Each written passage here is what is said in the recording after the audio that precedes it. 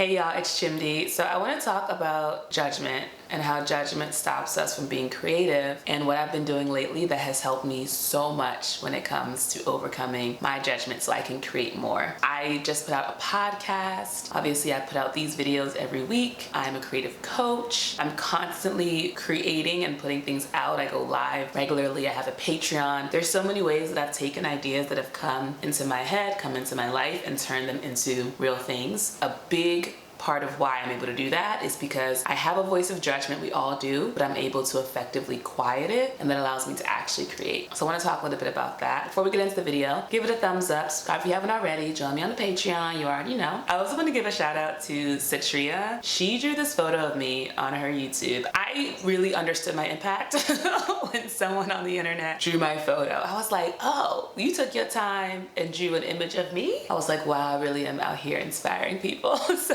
thank you, girl. That was very sweet of you. It literally made me cry. Like, it literally made me cry, in part because it was very beautiful. The woman that she drew is very beautiful. And I remember being like, I was pretty sure it was about me. I was very confident that it was about me. But still, I was like, wow, does she think I'm this beautiful person? And of course, you know, I'm beautiful, etc., etc., etc. But we know we have that voice that's saying other things, right? It is that voice that we want to talk about. The thing that I've been working on that's helped me out so much has been Shirzad Chamine. He wrote a book called Positive Intelligence. I joined this coaching program. I'm a creative coach. I help other creatives reach their creative dreams, unblock the limiting beliefs that are keeping them small. As a part of this program, we were given the first 8 chapters of his book, Positive Intelligence. We weekly are given like practice sessions, and we meet together as a small group and we like learn all these different things. It's been incredible. The main thing that it really teaches you is that you have this saboteur, this judgment voice. We all have it. It's this voice that's telling us that no one cares what we have to say, we're not lovable, no one wants us, like all the negative, dark things. No one's gonna watch what you make, you're never gonna make any money doing this. All of the worst, bad, you know, you're stupid, you're dumb, you're ugly, all the darkest, meanest, cruelest, most unkind things that is coming from this judge voice. Shirzad also teaches that it has all these different accomplices. So for some people, it's playing the victim because that is what gets them some form of love and attention. For other people, it's trying to control things, right? For others, it's trying to achieve. There were a lot where I was like, oh, I'm feeling real seen. There's a pleaser is one of the saboteurs. So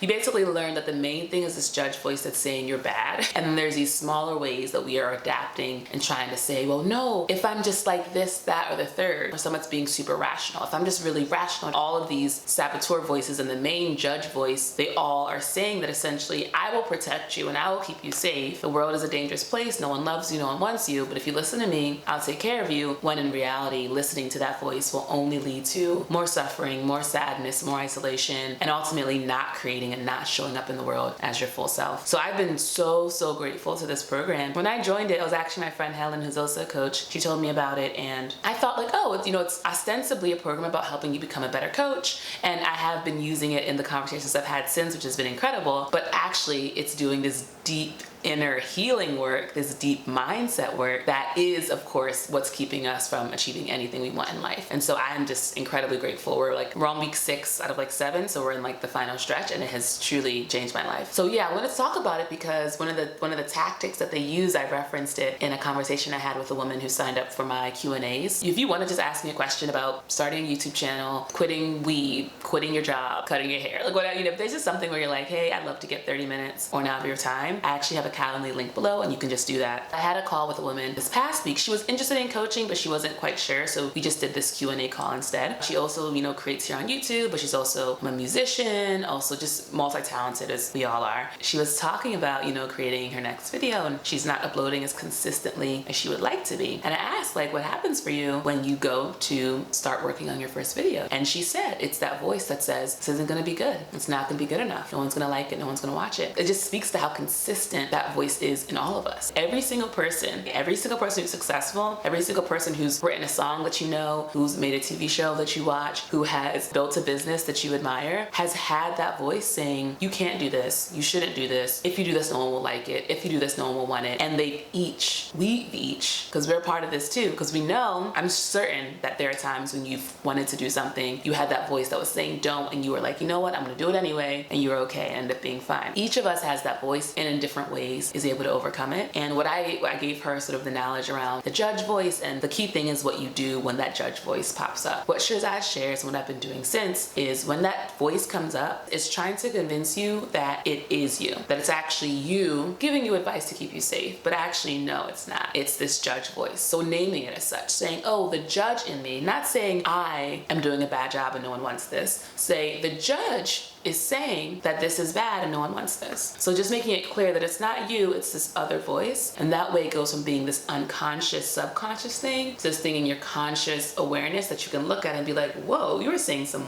wild ish to me right now. And that's what I found right away, is that once you start listening for it and naming it, it is going on all of the time. The train of thoughts that are just dark and negative and belittling and beating yourself down, it is constantly running subconsciously just at all times. And it's only when you bring conscious awareness to it that you're like, whoa. And you know me, y'all, like I think of myself very highly. I also was like, wow, I have been having a train of super dark thoughts running my subconscious this entire time. So just naming it is the first step, and that alone is just like, whoa. The second step that Shirzad offers is to then do a PQ rep. So he has a positive intelligence quotient that he talks about in his book. The way to increase it is to actually take the power away from this dark, negative judgment voice and instead bring it to your wise, sage self. This is the self that actually sees the light, sees the opportunities, sees the blessings, sees the gifts, and makes it happen. And so the way to actually give power to that self is to pretty much stop thinking. It's to stop letting your conscious mind chatter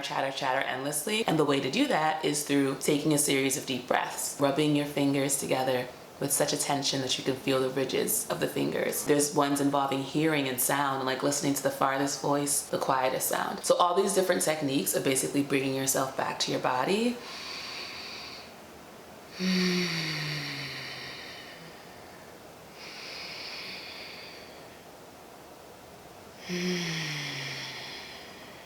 And that way you can keep going and not get distracted by those voices saying that no one's even gonna watch this video, they're gonna turn this off. Having this practice has truly been a game changer. Like I said, I launched my podcast a couple of weeks ago, and on Instagram I've been sharing my journey and giving motivational tips to support my creative coaching. One thing I talk about is that you shouldn't compare where you're at now with where someone is, because you don't know how they got to where they're at, right? You don't know their whole backstory. I've wanted to make a podcast for years. I know what I'm like, y'all.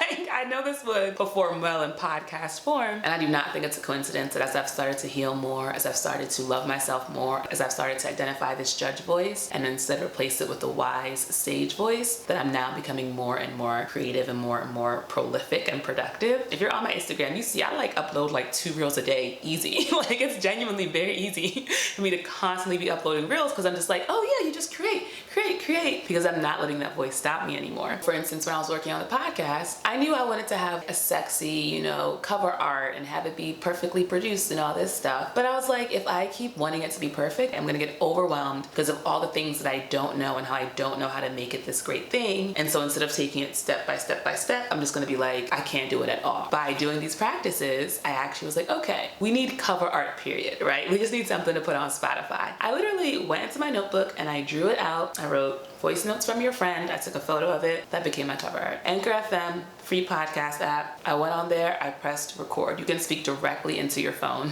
which is perfect because the podcast is about me sending you voice notes. Didn't do any editing. You don't edit a voice note before you send it to your friend. Now I have a podcast. And once it was out, then I was like, okay, let's make some nice cover art. Hopped over to Canva, whipped up some nice art, but I didn't let all these things, all these fears stop me. And that was the other piece of advice that I gave the woman on the Q&A call, was actually around that feeling of overwhelm. And that comes from believing the voice. And one of the things the voice will say is that there's so much that you don't know how to do. You're thinking about the whole thing being done right now instead of just the next step you have to take. And so I gave her that advice around, instead of saying, oh, I have to upload this video by this week and how am I going to get done, say, if you're a creator, to make a video, step 1 is you pick a place that you're going to film. And then you set up your camera. Then you arrange it so you're in frame. And then you press record.